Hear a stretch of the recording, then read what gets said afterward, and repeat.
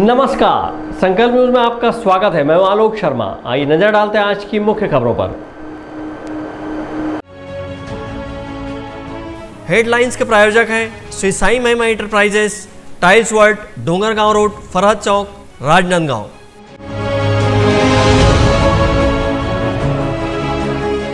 सेवा समर्पण अभियान को लेकर डॉक्टर रमन सिंह ने की बैठक।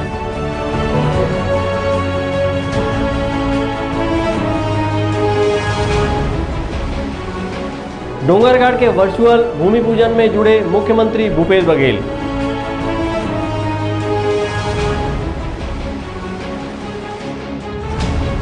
भाजपा नेता संजीव जैन आत्महत्या कांड का हुआ खुलासा, पति पत्नी ठग गिरफ्तार।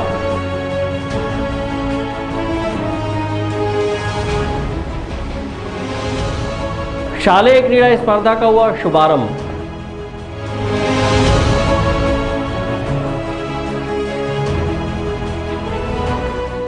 नेशनल लोक अदालत में सुलझे कई मामले।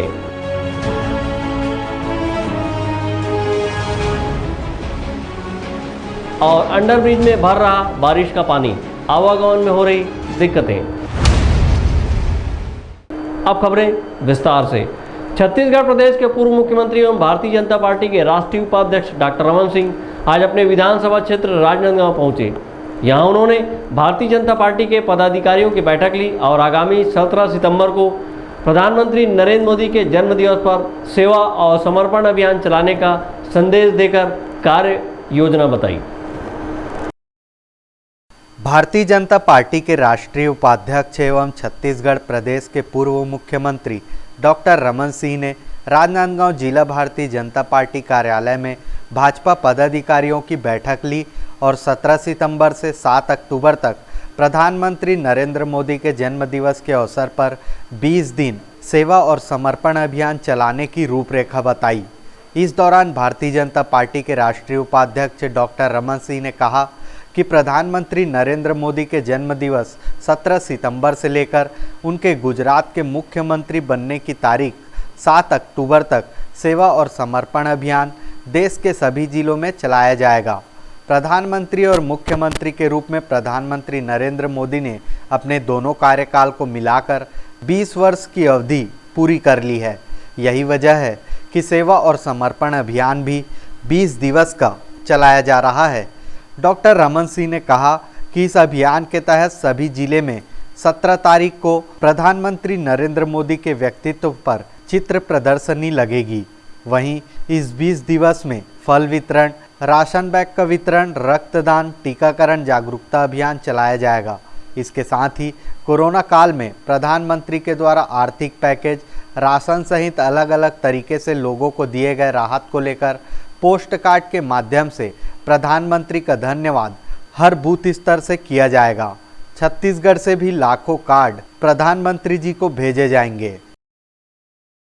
17 सितंबर से 7 अक्टूबर 2021 तक 17 सितंबर यानी माननीय प्रधानमंत्री नरेंद्र मोदी जी का जन्मदिन और 7 अक्टूबर का तारीख है जिस दिन गुजरात में मुख्यमंत्री की हैसियत से इन्होंने शपथ ली थी।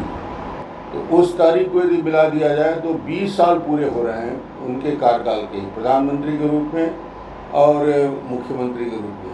तो ये ऐतिहासिक अवसर हमारे लिए है कि प्रधानमंत्री जी के कार्यकाल 20 साल पूरे हो रहे हैं और उनके जन्मदिन को दोनों मिला के 20 दिन का ये अवसर मिलेगा। सेवा और समर्पण अभियान प्रधानमंत्री जी के जन्मदिन से शुरू करके ये हम करने जा रहे हैं। और ये प्रधानमंत्री जी हमेशा गरीबों के, वंचित के, पीड़ितों के काम मुख्यमंत्री की हैसियत से और प्रधानमंत्री की हैसियत से गांव, गरीब और किसान इनकी प्राथमिकता रही है। और उस प्राथमिकता के साथ प्रधानमंत्री जी का ये कार्यक्रम जीवन में जो उपलब्धियां हासिल की, वो उपलब्धियों को लेकर हम जनता के बीच जाने वाले हैं। और ये कार्यकाल में जो जनसेवा किया है, जो लोकप्रियता बढ़ी है, उसका नतीजा है कि हम पूरे राष्ट्रीय स्तर में सेवा और समर्पण अभियान चला रहे हैं। इसमें पहला आयोजन करेंगे सभी जिले और प्रदेश स्तर में प्रधानमंत्री जी के व्यक्तित्व और कृतित्व पर प्रदर्शनी लगाई जाएगी और ये लगातार कार्यालय में उपलब्ध रहेगा, लोग आके देखेंगे। नमो ऐप पर वर्चुअल प्रदर्शनी भी जारी रहेगी। जो प्रधानमंत्री जी के नाम से जो एप्लीकेशन ऐप है उस पर वर्चुअल भी देखा जा सकता है और उसके साथ ही साथ प्रत्येक ज़िले में गरीब बस्तियों में, हॉस्पिटल में, अनाथालय में, वृद्धाश्रम में, जन्मदिन में फलों का वितरण किया जाएगा। और प्रधानमंत्री गरीब कल्याण अन्न योजना जो 5 किलो अनाज 9 महीने तक लगातार कोविड काल में 80 करोड़ परिवार को दिए हैं, उसके लिए उन राशन दुकान के हितग्राहियों को हम बैग वितरण का काम करेंगे राशन दुकान में जाके। और ये प्रधानमंत्री जी के राशन बैग का वितरण के माध्यम से उस योजना को जन जन तक पहुंचाने का काम करेंगे। युवा मोर्चा के माध्यम से जिला स्तर में और उसके नीचे स्तर में भी रक्तदान शिविर का आयोजन करेंगे और ये आयोजन राजनांदगांव से शुरू करके अन्य जो हमारे प्रमुख मुख्यालय हैं उन कार्यकर्ताओं की बैठक लेने के दौरान भारतीय जनता पार्टी के राष्ट्रीय उपाध्यक्ष डॉक्टर रमन सिंह ने कहा कि प्रदेश में खाद का संकट गहराया हुआ है और किसानों को खाद नहीं मिल रही है। वहीं अधिक दामों पर किसान खाद खरीद रहे हैं। ऐसे में किसानों की समस्या को लेकर आगामी 13 और 14 सितंबर को सभी जिला और तहसील मुख्यालय में आंदोलन किया जाएगा। इस दौरान जहां जहां सूखा है वहां अकाल घोषित करने की मांग की जाएगी। राजनांदगांव जिले में लगातार हो रही अघोषित बिजली कटौती के मुद्दे को लेकर डॉक्टर रमन सिंह ने कहा कि पहले ही खंड वर्षा के चलते किसान परेशान हैं और अब बिजली कटौती से सिंचाई नहीं हो पा रही है और फसल बर्बाद हो रहा है। ट्रांसफार्मर बदलने में भी 1 माह लग जा रहा है। बिजली की कटौती 8-8, 12-12 घंटे ठीक है, कम से कम खरीदें तो, मगर किसानों को तो दें। किसान का फसल बर्बाद हो रहा है और यहाँ बिजली उपलब्ध नहीं है। सबसे बड़ी मारामारी यही हो रही है। ये ट्रांसफार्मर बदलने में 20-20 दिन, 1-1 महीने लग रहा है, ट्रांसफार्मर नहीं बदले जा रहे हैं। किसान को समझ में आ गया बिजली हाफ नहीं, बिजली साफ़ हो गया है और किसान का जेब पूरी तरीके से साफ कर दिया गया है। पुरूद में जो हुआ है चंद्राकर के साथ, उसको क्या मानते हैं? इस प्रकार की घटनाएं का निंदा करना चाहिए कि किसी के कार्यालय में आके आप प्रदर्शन करें, प्रदर्शन करिए, किसी ने रोका नहीं है, मगर मर्यादा होती है। आप बाहर में आके प्रदर्शन करिए, कार्यालय में घुसेंगे तो इस प्रकार की अप्रिय स्थिति बनेगी जो उचित नहीं मानता। जिला भारतीय जनता पार्टी कार्यालय में आयोजित इस बैठक के दौरान पूर्व मुख्यमंत्री डॉक्टर रमन सिंह ने सेवा और समर्पण अभियान के इस 20 दिवसीय आयोजन को लेकर सभी को अलग अलग दायित्व सौंपा है। बैठक के दौरान जिला भाजपा अध्यक्ष मधुसूदन यादव से लेकर भाजपा के पूर्व विधायकों और भाजपा के मंडल व अन्य पदाधिकारी बड़ी संख्या में उपस्थित रहे। अवधेश यादव के साथ हफीज खान, संकल्प न्यूज़। राजनांदगांव शहर के बहुचर्चित भाजपा नेता एवं ठेकेदार संजीव जैन की आत्महत्या के मामले में पुलिस ने ठग पति पत्नी को गिरफ्तार किया है। राजनांदगांव शहर के हीरा मोती लाइन निवासी 56 वर्षीय भाजपा नेता संजीव जैन ने बीते 10 अगस्त को नंदई चौक स्थित अपने पुराने मकान में फांसी लगाकर आत्महत्या कर ली थी। इस दौरान उसने लिफाफे में बंद 5 पत्र भी छोड़े थे जिसमें उसने अपनी आत्महत्या का कारण बताया था। उक्त सुसाइड नोट में मृतक संजीव जैन ने यूनियन बैंक के निखिल जैन व फेडरल बैंक के आशीष और अन्य व्यक्तियों द्वारा लोन देने के नाम पर 1,75,00,000 रुपए ठग लेने का आरोप लगाया था। साथ ही रायपुर निवासी मानसी यादव द्वारा मेरठ में पढ़ाई करने के नाम पर लाखों रुपए लेने और रुपए नहीं लौटाने का जिक्र भी अपने पत्र में किया था। इस मामले में बसंतपुर पुलिस ने आत्महत्या के लिए उकसाने का नामजद प्रकरण दर्ज कर आरोपियों की तलाश शुरू कर दी थी। मृतक के बैंक खाते की जांच के दौरान यह प्रमाणित हुआ कि मृतक द्वारा सर्वाधिक राशि लगभग 1,70,00,000 रुपए मानसी यादव के बैंक खाते में डाला गया था। इसके बाद पुलिस मानसी यादव की तलाश में जुट गई। मानसी यादव के बैंक खाते में दिए गए पते पर पुलिस पहुंची, लेकिन वर्षों से मानसी उस जगह पर नहीं रह रही थी। इसके बाद पुलिस ने उसकी तलाश में मेरठ, रायपुर सहित अलग अलग जगहों पर अपनी टीम भेजी हुई थी। इस दौरान पुलिस को मुखबिर से सूचना मिली कि रायपुर स्थित मानसी यादव की बहन के घर मानसी सालों बाद तीज मनाने पहुंची है। सूचना पर घेराबंदी करते हुए तत्काल पुलिस टीम भेजी गई और मानसी यादव को पकड़ा गया। आज जो है बहुचर्चित जो संजीव जैन आत्महत्या के मामले में पुलिस ने 2 आरोपियों की गिरफ्तारी की है, जिसमें जो है एक महिला है जिसका नाम मानसी यादव है और जिसके बैंक अकाउंट में 1,77,000 का ट्रांजैक्शन हुआ है और 1,70,00,000 का ट्रांजैक्शन हुआ है। साथ ही उसके पति जो कि ललित सिंह नाम है, जो कि 8वीं बटालियन में पहले आरक्षक रह चुका है, वो भी जो है मोहित शर्मा के नाम से अपने आप को बताते हुए इस प्रकरण में जो है वो आरोपी है। और मानसी यादव के जो देवर हैं, जो कि उनका नाम कौशल सिंह है और सुसाइड नोट में वो निखिल जैन के रूप में मृतक को जो है परेशान करते रहे हैं बैंक के अधिकारी बन करके और लगातार उनसे पैसे की मांग करते रहे हैं और जो पैसा लिया गया था इनके द्वारा उनको पैसा नहीं दिया गया और तरह तरह से चाहे वो नौकरी लगाने के नाम पे और घर बनाने के नाम पे और अन्य वस्तुओं के लिए, साथ ही बैंक से लोन निकालने के नाम से इनके द्वारा जो है लगभग 2 करोड़ की पैसा जो है लिया गया था, जिसका आज 2 आरोपियों के द्वारा गिरफ्तारी की गई है। इसमें पूछताछ के दौरान मानसी यादव ने पुलिस को बताया कि लगभग 8 वर्ष पूर्व एक रॉन्ग नंबर के जरिए उसकी बात संजीव जैन से हुई थी। बातचीत के दौरान मानसी को जब यह पता चला कि संजीव जैन पैसे वाला व्यक्ति है तो मानसी ने उससे दोस्ती बढ़ानी शुरू कर दी और उसे अपने प्रेम जाल में फंसा लिया। इस दौरान कई बार उसने संजीव जैन को अपने ससुराल मेरठ और अपने मायके रायपुर भी बुलाया। दोनों के बीच कई बार शारीरिक संबंध भी स्थापित हुआ। मृतक संजीव जैन को मानसी कभी पढ़ाई के नाम पर तो कभी नौकरी लगने के नाम पर व मकान खरीदने के नाम पर रकम की मांग करती रही। संजीव जैन ने जब अपने पैसे वापस मांगे तो मानसी ने बैंक से लोन लेकर रकम वापस करने की बात कहकर अपने पति ललित सिंह को मोहित शर्मा और अपने देवर कौशल सिंह को निखिल जैन व आशीष बनाकर संजीव जैन से फोन पर बात कराया। मानसी यादव के पति और देवर संजीव जैन से मोहित शर्मा और निखिल जैन बैंक अधिकारी बनकर लोन दिलाने के नाम पर प्रोसेसिंग फीस देने की मांग करते हुए लाखों रुपए अलग अलग बैंक खातों में डलवा लिए। संजीव जैन जब भी मानसी को रुपए देने में आनाकानी करता था तो मानसी और उसके पति ललित और देवर कौशल सिंह द्वारा संजीव जैन और मानसी के बीच बने अवैध संबंध को संजीव जैन की पत्नी व घर वालों को बताकर उसकी इज्जत बर्बाद करने की धमकी दी जाती थी, जिससे परेशान होकर संजीव जैन ने फांसी लगाकर आत्महत्या कर ली। अब उसके आत्महत्या के बाद पुलिस ने इस मामले में मेरठ उत्तर प्रदेश के गंगानगर निवासी 40 वर्षीय मानसी यादव और 43 वर्षीय उसके पति ललित सिंह को गिरफ्तार कर लिया है।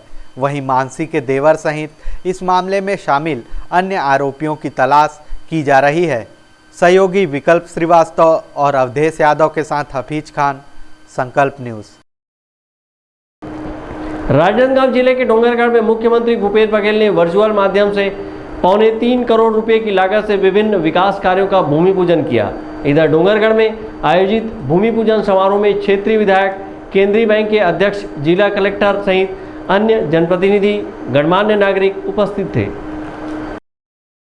मुख्यमंत्री भूपेश बघेल ने आज वर्चुअल माध्यम से राजनांदगांव जिले के डोंगरगढ़ जनपद पंचायत के सभागार में 3.25 करोड़ की लागत से नवीन सामुदायिक स्वास्थ्य केंद्र भवन और मोहला मुड़ीपार में केंद्रीय सहकारी बैंक शाखा भवन के लिए भूमि पूजन किया। इस अवसर पर प्रदेशवासियों को गणेश चतुर्थी पर्व की शुभकामनाएं देते हुए मुख्यमंत्री भूपेश बघेल ने कहा कि डोंगरगढ़ में सामुदायिक भवन बन जाने से स्वास्थ्य सुविधा का विस्तार होगा। वहीं क्षेत्र में बैंक शाखा खुल जाने से किसानों को वित्तीय लेन देन में सुविधा होगी। इधर डोंगरगढ़ में आयोजित कार्यक्रम में क्षेत्रीय विधायक सहित जनप्रतिनिधियों ने भूमि पूजन कार्यक्रम में शामिल हुए और विधिवत भूमि पूजन किया। इस अवसर पर क्षेत्रीय विधायक भुवनेश्वर बघेल ने कहा कि गणेश पर्व के मौके पर डोंगरगढ़ को बड़ी सौगात मिली है। क्षेत्र की जनता को ये बहुत बड़ी सौगात मिली है कि लंबे दिनों से मांग के बाद यहाँ पे सामुदायिक स्वास्थ्य केंद्र का भूमि पूजन हो पाया और हमारी जनता को उसका लाभ मिल पाएगा। छत्तीसगढ़ के जो मुखिया आदरणीय भूपेश बघेल जी हैं, उनकी सोच के अनुरूप ये काम हम लोग सब मिलकर आगे बढ़ाने का काम कर रहे हैं। धन्यवाद। सर, माननीय मुख्यमंत्री जी से और क्या मांगे रखी हैं? माननीय मुख्यमंत्री जी से मैं मांग रखा हूँ, मेरा क्षेत्र बहुत बड़ा क्षेत्र है और जो घुमका है, घुमका में सामुदायिक स्वास्थ्य केंद्र है लेकिन उसका भवन वहाँ भी जर्जर हो चुका है, तो नए भवन की वहाँ पे मांग रखा हूँ। और डोंगरगढ़ शहर में जो हमारा पुराना नेहरू कॉलेज है वो अभी नए बिल्डिंग में शिफ्ट हो गया है, तो पुराना जो बिल्डिंग है वो हमारा वहाँ पर है। उसके लिए हम लोग डीएड बीएड की कॉलेज की मांग किए हैं ताकि हमारे क्षेत्र के बच्चे जो डीएड बीएड करना चाहते हैं उसको वहाँ पर लाभ हो। धन्यवाद।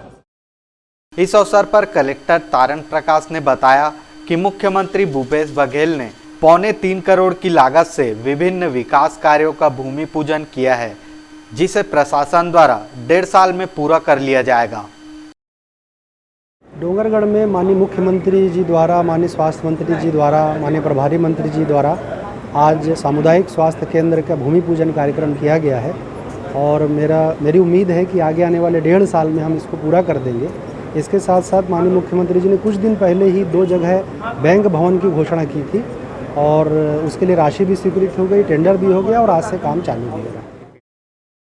बीते दिनों नवनियुक्त जिला केंद्रीय सहकारी बैंक के अध्यक्ष नवाज खान ने बैंक शाखा खोलने की मांग की थी। वर्चुअल माध्यम से जिले के प्रभारी मंत्री अमरजीत सिंह भगत ने भी संबोधित किया। कार्यक्रम में स्वास्थ्य मंत्री टीएस सिंहदेव भी जुड़े हुए थे। डोंगरगढ़ से सचिन जाम्बुलकर, संकल्प न्यूज। राजनांदगांव शहर में मोतीपुर स्थित रेलवे अंडरब्रिज में बारिश का पानी भरने और पानी का निकासी न होने के कारण लोगों के आवागमन में दिक्कत हो रही है। लोग अपनी जान को जोखिम में डालकर रेलवे पटरी से रास्ता तय करने मजबूर हो रहे हैं। राजनांदगांव शहर के पटरी पार निवासियों को सुलभ आवागमन की सुविधा उपलब्ध कराने के उद्देश्य से पूर्व मुख्यमंत्री ने अपने कार्यकाल के दौरान मोतीपुर रेलवे अंडरब्रिज का निर्माण कार्य करा विधिवत इसका उद्घाटन किया था, लेकिन जिला प्रशासन और नगर निगम की उदासीनता के चलते मोतीपुर रेलवे अंडरब्रिज अब लोगों के लिए परेशानी का सबब बना हुआ है। पिछले दिनों हुई बारिश से अंडरब्रिज में पानी भरने से और पानी का निकासी न होने से पटरी पार लोगों को रास्ता तय करना दूभर हो गया है और यहाँ घुटने तक बारिश का पानी भरा हुआ है, जिसके चलते यहाँ पर लोग अपनी जान को जोखिम में डालकर रेलवे पटरी पार कर रास्ता तय करने को विवश हैं। यहाँ के लोगों का कहना है कि इसकी शिकायत नगर निगम से की गई है, लेकिन नगर निगम इस ओर ध्यान नहीं दे रहा है। सवेरे से भरा क्या तकलीफ है? अब क्या तकलीफ है? तकलीफ आने जाने में परेशानी हो रहा है, किसी को सूचना दी है? बहुत दिक्कत हो रहा है, गाड़ी कहीं तो बंद हो जा रहा है, परेशानी हो जा रहा है, बहुत ज़्यादा तकलीफ है। 1.5 घंटा बंद हो गया, पानी आ रहा कहीं भरा हुआ है, 1.5 घंटा हो गया रुके हुए हैं यहाँ। और क्या कितने देर से हो? 1.5 घंटा हो गया सर, गाड़ी चालू नहीं हो रही? नहीं हो रहा है। जब कहाँ जा रहे थे? घर जाना है, घर। मोतीपुर रेलवे फाटक के समीप बने अंडरब्रिज में बारिश से पानी भर गया है। बारिश के दौरान यहां पर पानी करीब 3 फीट तक भर जाता है। ऐसे में लोगों को फाटक बंद होने के बाद इसी से निकलना पड़ता है, लेकिन अंडरब्रिज में पानी भरे होने से रेलवे फाटक में जाम की स्थिति बनी हुई है। इस कारण लोगों को काफ़ी परेशानी का सामना करना पड़ रहा है। मनोज देवांगन और विकल्प श्रीवास्तव के साथ परमानंद रजक, संकल्प न्यूज़। राजनांदगांव जिले के दिग्विजय स्टेडियम में 4 दिवसीय 21वीं राज्य स्तरीय शालेय क्रीड़ा प्रतियोगिता का रंगारंग शुभारंभ किया गया। इस प्रतियोगिता में 5 खेलों को शामिल किया गया है, जहां पर खिलाड़ियों ने अपने खेल के जौहर दिखाए। बीते 2 वर्षों से कोविड संक्रमण के चलते खेल गतिविधियों में विराम लगा था। वहीं स्कूल के पट बंद थे, लेकिन इस वर्ष कोरोना संक्रमण में आई कमी के चलते प्रशासन ने स्कूल के द्वार खोल दिए हैं और खेल गतिविधियां भी शुरू कर दी है। इसी तारतम्य में राजनांदगांव जिले के दिग्विजय स्टेडियम में 4 दिवसीय 21वीं राज्य स्तरीय शालेय क्रीड़ा प्रतियोगिता का रंगारंग शुभारंभ किया गया। इस राज्य स्तरीय खेल प्रतियोगिता के नोडल अधिकारी रणविजय सिंह ने बताया कि इस प्रतियोगिता में हॉकी, फुटबॉल, बास्केटबॉल, रोप स्कीपिंग सहित 5 खेलों को शामिल किया गया है। इस राज्य स्तरीय शालेय क्रीड़ा प्रतियोगिता में राज्य के 5 संभाग के बालक बालिका वर्ग के खिलाड़ी और कोच हिस्सा लिए हुए हैं। इसमें आज 11 तारीख को ये खेल प्रारंभ हुआ है, 14 तारीख तक चलेगा। 5 खेलों को इसमें लिया गया है, हॉकी, फुटबॉल, योग मुड़ो, रोप स्कीपिंग और बास्केटबॉल। इस पहले जैसे कि 12 जोनों में ये खेल कूद हुआ करता था, लेकिन अब नए आदेश के तहत इसको संभागवार कर दिया गया है और 5 संभागों में यह खेल का आयोजन हो रहा है। 5 संभाग की टीमें यहाँ आ चुकी हैं। राजनांदगांव में सारे लोगों ने अपने अपने आवास में उपस्थिति दे दी है और आज से खेल भी प्रारंभ हो गया है। जैसे कि मैं बता दूं आपको कि राजनांदगांव से जो बिलासपुर जोन से मैं सबसे पहले शुरू करूं आपको कि बिलासपुर से 108 बालक और 104 बालिकाएं यहां पर अपने खेलों में, विभिन्न खेलों में उपस्थिति दे रही हैं।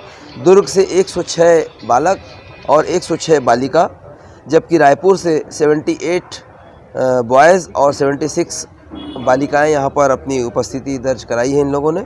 सरगुजा से 66 बालिका और 70 बॉयज़ का दल यहां पर आया हुआ है। बस्तर जो आदिवासी संभाग है, जहां से पहले काफ़ी मतलब 3-4 जोन हुआ करता था, उसको मिलाकर एक संभाग कर दिया गया है। उस संभाग से यहाँ पर पहुँचे हैं 68 बॉयज़ और 53 गर्ल्स की टीमें हैं। और राजनांदगांव चूँकि दुर्ग संभाग में समाहित हो गया है, इसलिए वो मैंने जो संख्या बताई वो दुर्ग की है।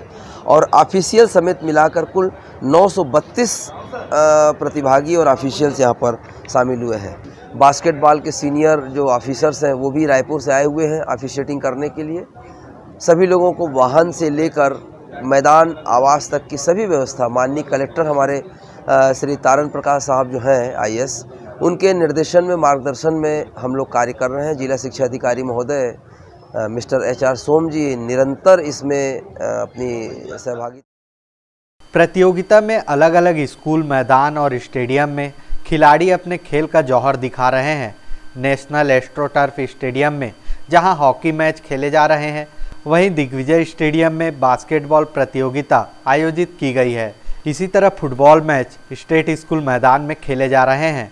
प्रशासन द्वारा खिलाड़ियों के भोजन और ठहरने की समुचित व्यवस्था की गई है और इसके लिए नोडल अधिकारी नियुक्त किए गए हैं।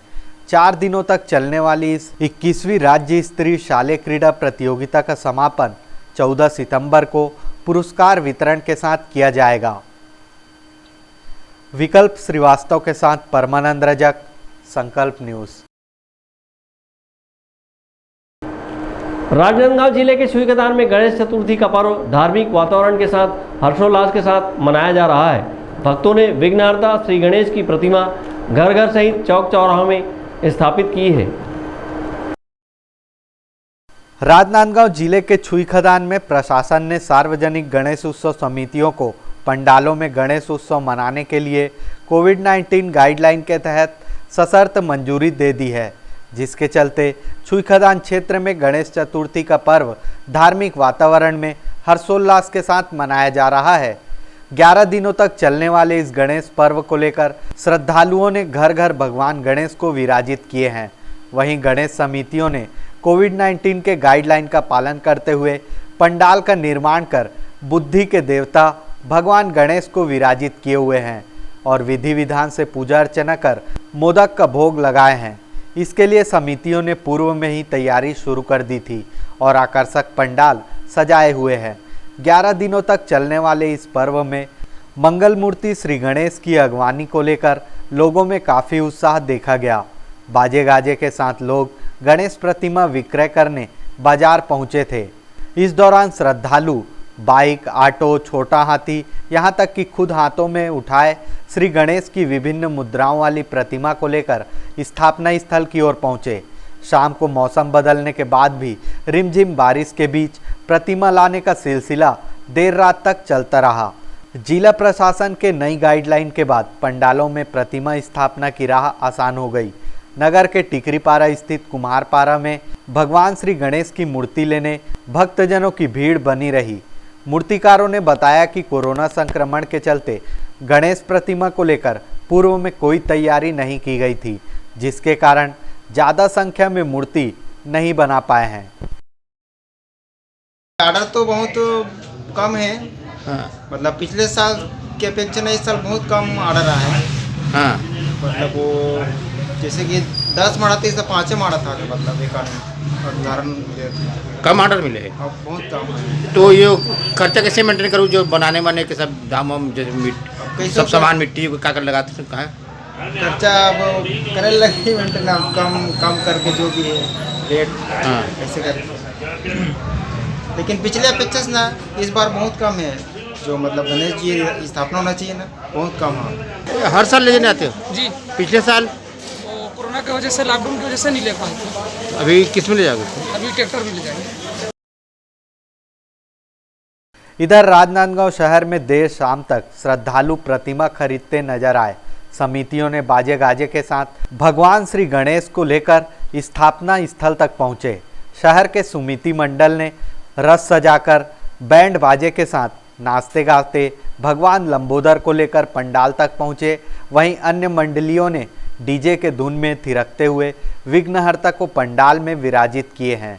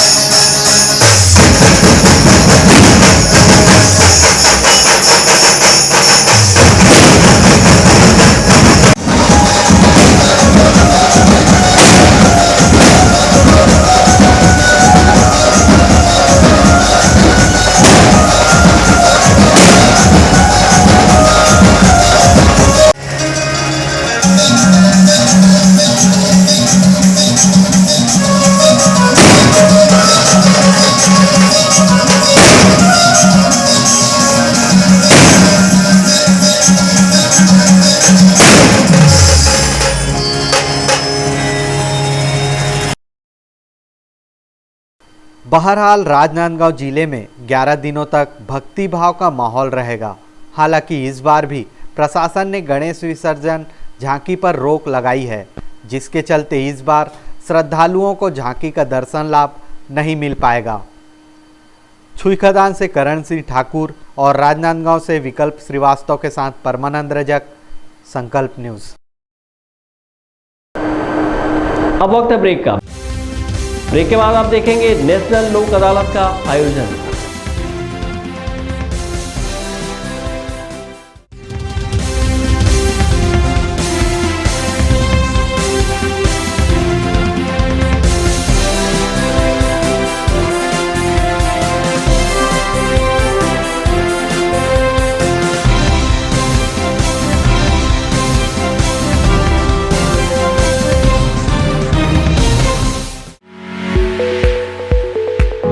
आपके सही फर्नीचर का पूरा ध्यान रखता है महावीर फर्नीचर्स। सभी प्रकार के पलंग, दीवान, फोल्डिंग पलंग, luxury sofa set, bedroom set से लेकर सभी प्रकार के office furniture, revolving chair, TV unit सहित डाइनिंग व ड्रेसिंग टेबल का भरपूर स्टॉक एक ही छत के नीचे। ऑटोमेटिक मशीन से निर्मित स्टील अलमारी, ब्रांडेड कंपनियों के गद्दे व furniture, branded plastic chair, centre table, study table, folding सीढ़ी, सभी सामान थोक व चिल्लर भाव में। आपके जगह व साइज अनुसार सभी फर्नीचर ऑर्डर से भी बनाया जाता है। TV, fridge, window plus plastic cooler जैसे इलेक्ट्रॉनिक सामानों का ऑर्डर लिया जाता है। स्टील से संबंधित सभी कार्य किए जाते हैं। शादी सीजन के लिए कम कीमत पर आकर्षक पैकेज उपलब्ध है। हमारे यहाँ सोफा सेट्स व रिवॉल्विंग चेयर रिपेयरिंग किया जाता है। आज ही आए Mahavir furnitures, stadium road, Gandhinagar, Mahamaya Chowk के पहले, राजनांदगांव। त्रिपदा फैशन लेकर आए हैं मांगलिक अवसरों एवं त्योहारों के मौके पर आपके पूरे परिवार के लिए वाजिब दामों में बेहतरीन क्वालिटी के कपड़ों का बेजोड़ कलेक्शन। शादी विवाह जैसे मंगल अवसर पर कपड़ों की खरीदी के लिए आप सादर आमंत्रित हैं। हम करते हैं सबसे सस्ता व अच्छा कपड़ा देने का वादा। त्रिपदा फैशन में आप पाएंगे बेहतरीन डिजाइनर और पैटर्न की साड़ियों का बेहतरीन collection, suiting shirting, salwar suit, बच्चों के कपड़े, शर्ट पैंट पीस, दुल्हन चुन्नी, शेरवानी, सूट पीस, फैंसी कपड़े, जींस, टी शर्ट, लहंगा चुन्नी और नामी ब्रांडेड कंपनियों के रेडीमेड कपड़ों का बेजोड़ कलेक्शन। खुशियों के प्रत्येक अवसर पर आपकी साज सज्जा के लिए हम हैं एकदम तैयार।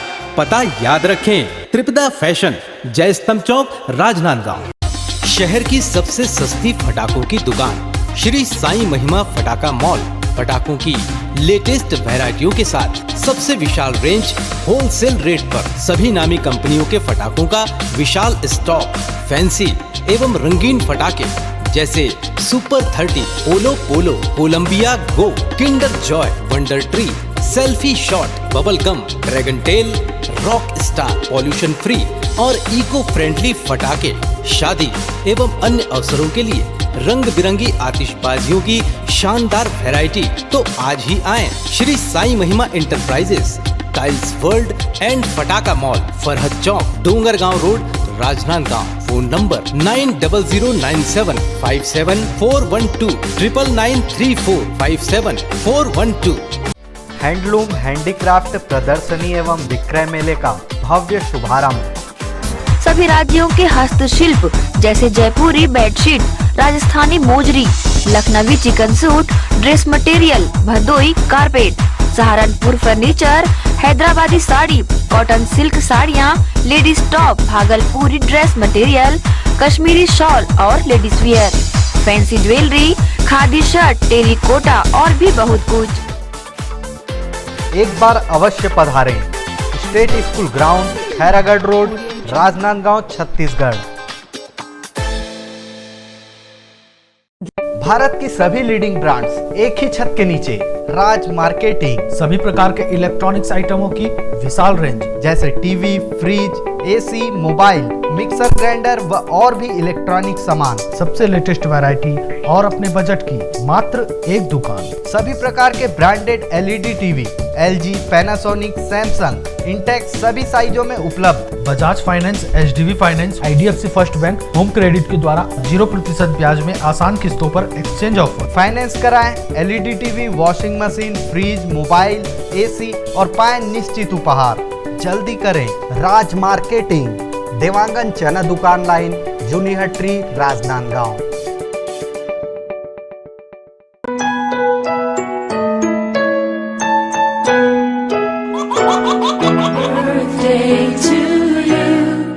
आप अपने बच्चे के जन्मदिन को बनाइए खास संकल्प केबल नेटवर्क के साथ। सिर्फ 500 रुपये में 30 सेकंड का विज्ञापन हर 3 गाने के बाद और आपको मिलेगा 1 पाउंड का केक फ्री। आप अपने बच्चे की तस्वीर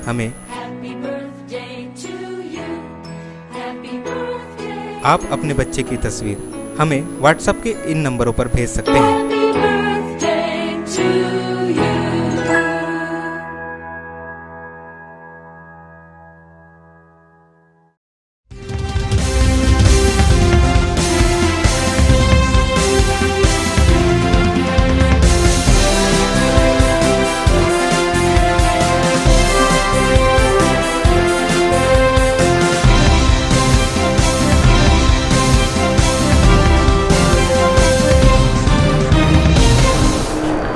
ब्रेक के बाद आपका स्वागत है। लोक अदालत का उपहार, न किसी की जीत न किसी की हार। लोक अदालत का एक ही नारा, न्याय और आपसी भाईचारे का संदेश लेकर राजनांदगांव में आज नेशनल लोक अदालत का आयोजन किया गया, जिसमें कई वर्षों के मामले चंद मिनटों में ही सुलझ गए।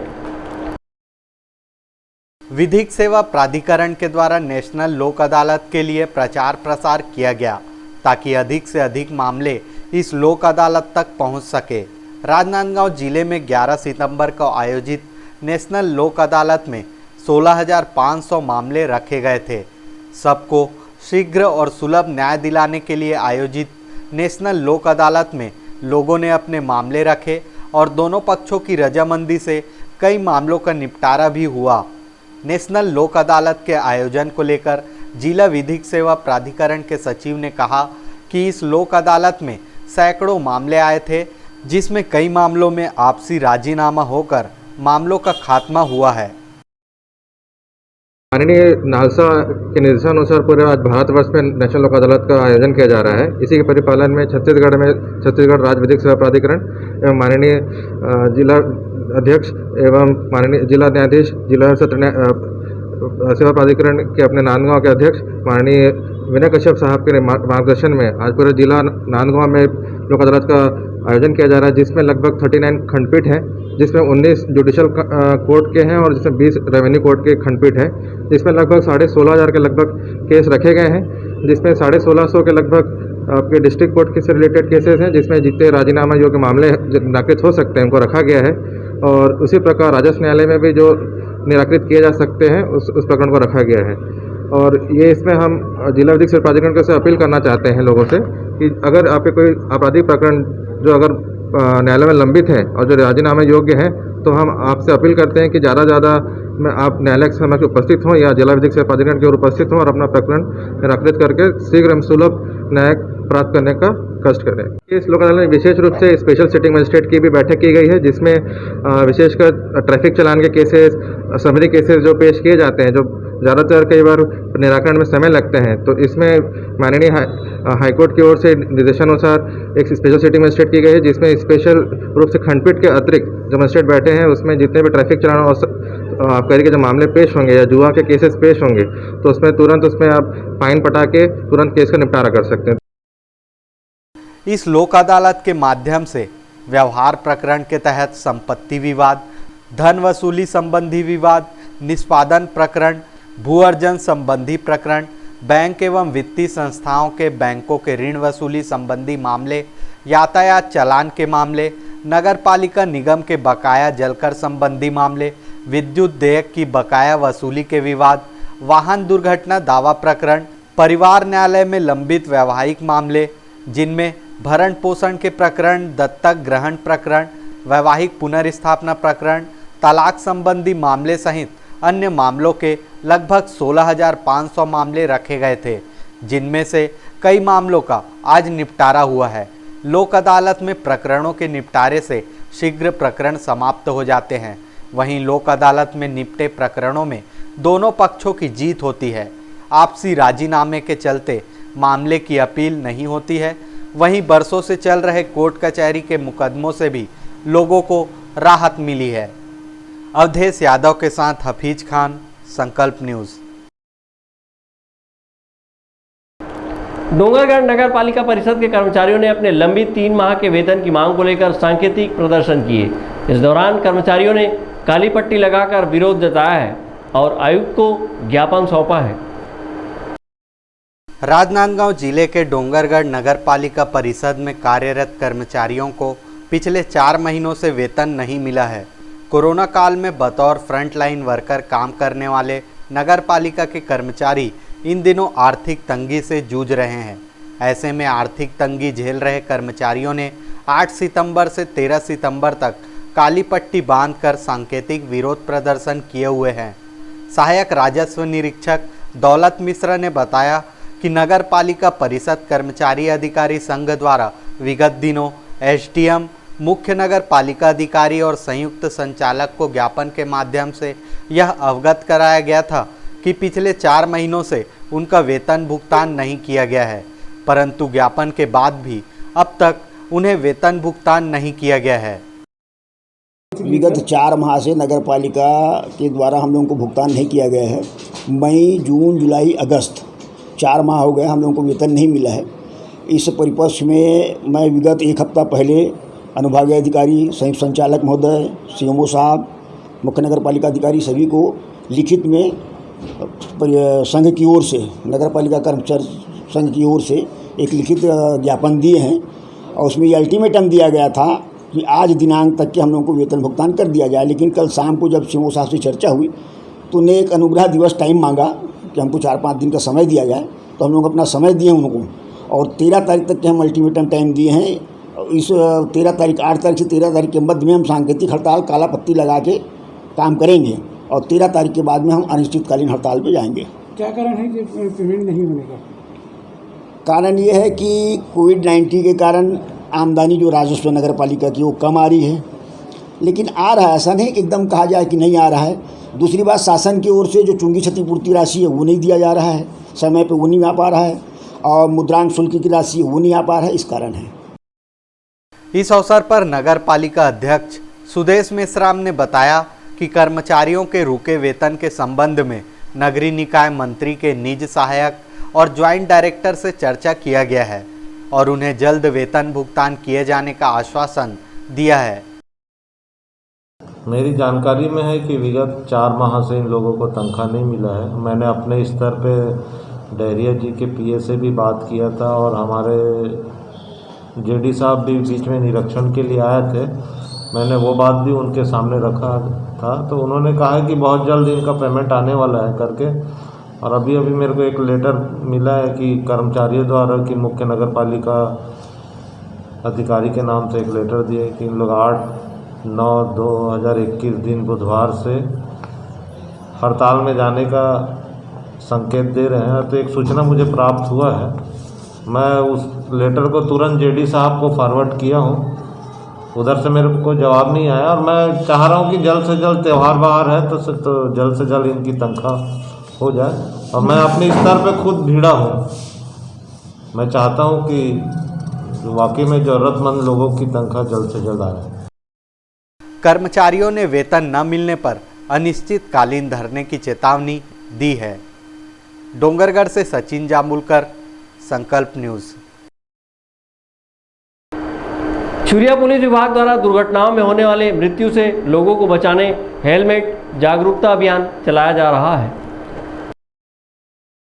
समय समय पर पुलिस विभाग के द्वारा लगातार सड़क दुर्घटनाओं में कमी लाने, 2 पहिया वाहन में 3 सवारी नहीं बैठने और सबसे ज़रूरी अपनी हिफाजत के लिए हेलमेट का उपयोग करने जैसी जानकारी देते हुए लोगों को जागरूक किया जाता रहा है। छुरिया थाना प्रभारी निरीक्षक नीलेश पांडे के नेतृत्व में छुरिया थाना पुलिस स्टाफ ने छुरिया बस स्टैंड से बाइक में सवार होकर दुर्घटनाओं को नियंत्रित करने हेलमेट अभियान चलाया है, जिसमें छुरिया से बंजारी रोड, डोंगरगांव, चिचोला रोड पर बाइक रैली निकालकर लोगों को जागरूक करने का सफल प्रयास किया गया। आए दिन रोड एक्सीडेंट हो रहा है, जिसको मद्देनजर रखते हुए वरिष्ठ कार्यालयों से निर्देश प्राप्त हुई थी कि अधिक से अधिक लोगों को वाहन चालन के समय हेलमेट धारण करने के लिए प्रेरित किया जाए, जिसके लिए थाना छुरिया के समस्त स्टाफों को लेकर एक रैली निकाली, बाइक रैली निकाली गई है और सभी को हेलमेट धारण करा के और निवेदन किया जा रहा है लोगों से कि इस अभियान से जुड़ें और कोई भी व्यक्ति काले गाल में असमय ना समय। थाना प्रभारी ने रास्ते पर मिले बाइक सवारों को हेलमेट का उपयोग करने समझाया। पुलिस विभाग द्वारा चलाए गए हेलमेट अभियान में थाना प्रभारी निरीक्षक नीलेश पांडे, सहायक उप निरीक्षक मेघनाथ सिन्हा, प्रधान आरक्षक हेम सिंह, सुखराम मंडावी, मनोज साहू, संतोष नायक, आरक्षक रोहित मंडावी सहित अन्य पुलिसकर्मी शामिल हुए। संकल्प न्यूज़ के लिए छुरिया से ताहिर खान की रिपोर्ट। सामुदायिक स्वास्थ्य केंद्र गंडई में ऑन ड्यूटी डॉक्टर चंद्रकांत उर्वशा द्वारा डिलीवरी करवाने आई ग्रामीण महिला के परिजनों को मास्क न लगाने की बात को लेकर अश्लील गाली गलौज करने का मामला सामने आया है। गंडई सामुदायिक स्वास्थ्य केंद्र में ग्राम सर्रा कपा से डिलीवरी कराने आई महिला के परिजन आनन फानन में मास्क नहीं लगाए थे। मास्क नहीं लगाने के कारण स्वास्थ्य केंद्र में ड्यूटीरत डॉक्टर चंद्रकांत उर्वसा ने महिलाओं एवं पुरुषों के साथ अश्लील गाली गलौज करते हुए अश्लील इशारे कर अभद्र व्यवहार किया, जिसकी शिकायत महिला के परिजनों ने की है। ये हमें अंदर में जब बैठे रहे ना तो डॉक्टर साहब ऐसे थे तो मोला बोलिस मास्क नहीं लगा है, तो मास्क नहीं लगा रहे हूँ, टैबलेट रखे रहे हूँ अपन हाथ में, बोलती तो प्यार से मैं लगा लेता हूँ, लेकिन नहीं लगे तो मार दूंगा, वैसा कर दूंगा, ऐसा करके बोल रहे वो। हाँ, तो और 200 रुपया जुर्माना दो, 200 रुपया नहीं दोगे जुर्माना, फिर बाहर से फिर अंदर आओगे 500 रुपया लूँगा जुर्माना करके बोल रहे हैं। तो आप हॉस्पिटल कैसे आए थे? मैं अपने बहू को लेके आया हूँ डिलीवरी पीरियड पे। अच्छा, तो क्या कहते हैं, डॉक्टर के नाम जानते हो का? कौन पूर्वसा। अच्छा, ठीक। हो गया आपके बहू की डिलीवरी? नहीं हुआ है सर, अभी यहीं है। तो आप लोगों को बाहर भेज? हम लोग को बाहर कर दिए। कोई अनाज मत के एकदम हाथ उंगली पे ऐसे हाथ पैर कैसे पड़े, ऐसे हाथ जोड़ के खड़े रहो, इधर बाजू भी मोर बात नहीं समझे, हाथ जोड़ने वाली बात ही नहीं है किसी से। बाहर निकलो, मतलब निकलो, कोई बंदर अनाज मत बोलो। ग्राम सर्रा कापा निवासी राजकुमार गंधर्व और उनकी पत्नी सुनीताबाई गंधर्व ने बताया कि उन्होंने अपनी बहू जेवनती गंधर्व को डिलीवरी के लिए सामुदायिक स्वास्थ्य केंद्र गंडई में लाए हुए थे। इस दौरान वे मास्क नहीं लगाए हुए थे, बल्कि गमछा रखे हुए थे। तभी डॉक्टर चंद्रकांत उर्वासा उनके पास आए और गंदी गंदी गाली देते हुए कहने लगे कि तुम लोगों ने मास्क नहीं लगाया है, 200 रुपये जुर्माना दो, बाद में आओगे तो 500 रुपये जुर्माना देना पड़ेगा। जी मैंने कोई गाली गलौज नहीं किया है। अश्लील हरकतें किया गया? मैं नहीं किया हूँ, नहीं किया हूँ मैं। और ऐसी बहुत सी शिकायतें आ रही हैं आपके विषय में, ऐसा मैं समझता हूँ क्या कारण है, ऐसा क्यों हो रहा है आप ही के साथ? ऐसा वो जो पहले भी शिकायतें आ रही है उसके लिए बात हो चुकी है, उसके लिए हमने आप ही के सामने वो मीटिंग हुई थी, उसमें सब बातों को स्पष्ट कर दिया गया था। आज किसी भी तरीके से कोई भी तरीके से गाली गलौज नहीं हुई है। मैं सिर्फ मास्क के लिए बोला हूँ। हम अपनी सेफ्टी चाहते हैं और आपकी भी सेफ्टी चाहते हैं कि आप लोग भी मास्क पहन के आएँ। अभी इस मामले में अभी संज्ञान में आया है कि मतलब ऐसे हुआ है, डॉक्टर ने मतलब पेशेंट के अटेंडेंट लोग के साथ ऐसे गलत व्यवहार किया है करके, लेकिन अभी दोनों पक्षों को जानने के बाद ही कुछ इसमें आगे कुछ बोला जा सकता है। अभी मैं अपने साइड से अभी कुछ बिना जानकारी का भी कुछ नहीं कर सकता या कुछ नहीं बोल सकता। और आगे सर इसके पहले भी डॉक्टर उर्वसा के खिलाफ हाँ क्या कुछ किया गया? हाँ शिकायत हुई थी पत्रकार संघ के द्वारा, उस मामले में मतलब हो गया, मतलब ऐसे कंप्लेन हो चुका उसका और उसका जांच समझाइश दी गई थी? हाँ उनको इस मामले में समझाइश दी गई थी और बीएमओ सर के द्वारा इस मामले में दोनों पक्षों से बात सुलह कर लिया गया था, बात करके। तो यही कर रवैया रहता है, तो ये कहाँ तक सही है? ये तो सही नहीं है, बट मतलब ऐसे व्यवहार डॉक्टर के मतलब नहीं रहता। डॉक्टर उर्वसा के खिलाफ ऐसी ही शिकायत पहले भी उच्च अधिकारियों से किया जा चुका है। उन्होंने नेताओं, पत्रकारों और मरीजों के साथ अश्लील गाली गलौज और अभद्र व्यवहार किया है। संकल्प न्यूज के लिए गंडई से रत्नेश कुलदीप की रिपोर्ट। भारतीय जनता पार्टी के छत्तीसगढ़ प्रभारी डी पुरंदेश्वरी द्वारा कांग्रेस सरकार के मंत्रिमंडल को लेकर दिए गए अनर्गल बयान को लेकर छुईखदान कांग्रेस कमेटी ने भारतीय जनता पार्टी प्रदेश प्रभारी का पुतला दहन किया है। बस्तर में आयोजित चिंतन शिविर में भाजपा राष्ट्रीय महामंत्री और छत्तीसगढ़ प्रभारी पुरंदेश्वरी ने कांग्रेस सरकार के मंत्रिमंडल के खिलाफ दिए अनर्गल बयान को लेकर छुईखदान कांग्रेस कमेटी ने भारतीय जनता पार्टी के प्रदेश प्रभारी का पुतला दहन कर अपना विरोध जताया है और भाजपा छत्तीसगढ़ प्रभारी से अपने बयान को वापस लेने की मांग की है। भाजपा प्रदेश प्रभारी के बयान से कांग्रेस कार्यकर्ताओं को आघात पहुंची है और भाजपा पर अपना विरोध जताते हुए जयस्तंभ चौक पर पहुंचकर भाजपा छत्तीसगढ़ प्रभारी का पुतला दहन किया है। इस दौरान कांग्रेस जनों ने भाजपा के खिलाफ जमकर नारेबाजी की है। रघुवती पुरंदेश्वरी द्वारा भारतीय जनता पार्टी की प्रभारी जिस प्रकार का अनर्गल बयान दिया गया कि भारतीय जनता पार्टी के कार्यकर्ता इतने हैं कि अगर हम थूकेंगे भी तो छत्तीसगढ़ के माननीय मुख्यमंत्री भूपेश बघेल जी और उनका सारा मंत्रिमंडल उसमें बह जाएगा। ये भारतीय जनता पार्टी का अहंकार है। ये शब्द पुरंदेश्वरी जी के नहीं, ये भारतीय जनता पार्टी का अहंकार बोल रहे हैं। और महाभारत में भी कौरवों के पास एक बहुत बड़ी संख्या थी, सेना थी, लेकिन जीत अंत में पांडवों की हुई थी। क्यों? क्योंकि सत्य की ही जीत होती है। आज प्रदेश की जनता ने माननीय मुख्यमंत्री जी को 69 सीटों का आशीर्वाद देकर बता दिया कि छत्तीसगढ़ की जनता विकास चाहती है और कांग्रेस पार्टी के नीतियों के साथ खड़ी है। हम छुईकदान block Congress committee Bharatiya Janata party के बस्तर में चिंतन शिविर में डी पुरंदेश्वरी द्वारा जो मुख्यमंत्री भूपेश बघेल और एवं मंत्रियों को गलत बयान उनका जो हमारे भारतीय जनता पार्टी कार्यकर्ता थूकेंगे उसमें कांग्रेस के मंत्रिमंडल पूरा बह जाएंगे, ऐसे करके गलत बयान दिए।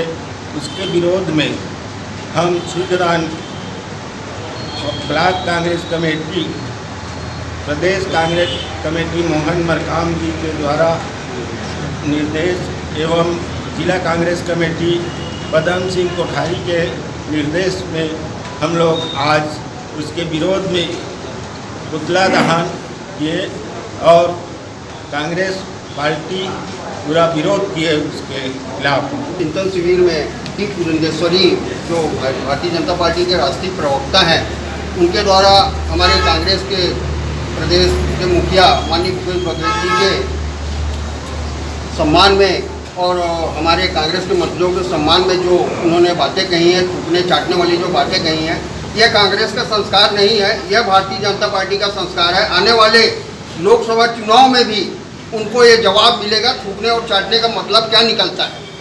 ये संस्कारहीन पार्टी है, आपको संस्कार अपने आप को संस्कारवान बनाती है। संस्कार तो कांग्रेसियों में है जो आज 70 साल से आज हम संघर्ष कर रहे हैं और भारतीय जनता पार्टी का जो रवैया आज के डेट में पूरे देश में है उसका हम घोर विरोध करते हैं और इस तरह के अनर्गल बयानबाजी का हमेशा पुरजोर विरोध किया जाएगा।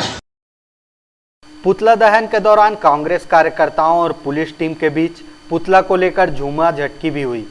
विरोध प्रदर्शन के दौरान ब्लॉक कांग्रेस कमेटी के अध्यक्ष रामकुमार पटेल, वरिष्ठ कांग्रेसी मोतीलाल जंघेल, विनय गिरिपुंजे, प्रकाश महोबिया, योगेश जंघेल, शैलेंद्र तिवारी, विजय वर्मा, कामदेव जंघेल, नीरज महोबिया, दिलीप महोबिया सहित कांग्रेस कार्यकर्ता उपस्थित थे।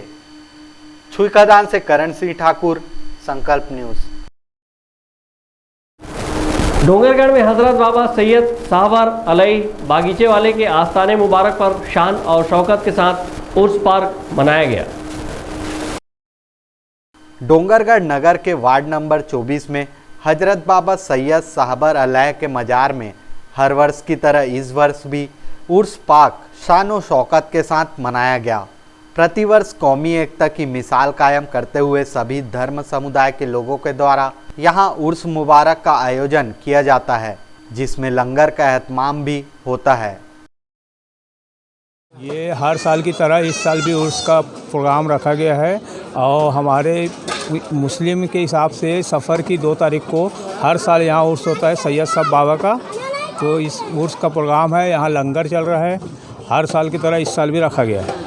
ये उर्स का जो प्रोग्राम रखा जाता है इसमें हिंदू, मुस्लिम, सिख, ईसाई सब धर्म का सहयोग लिया जाता है और कौमी एकता के हिसाब से इसको रखा जाता है। यहाँ हर धर्म के लोग आते हैं और लंगर वंगर सब प्रोग्राम होता है।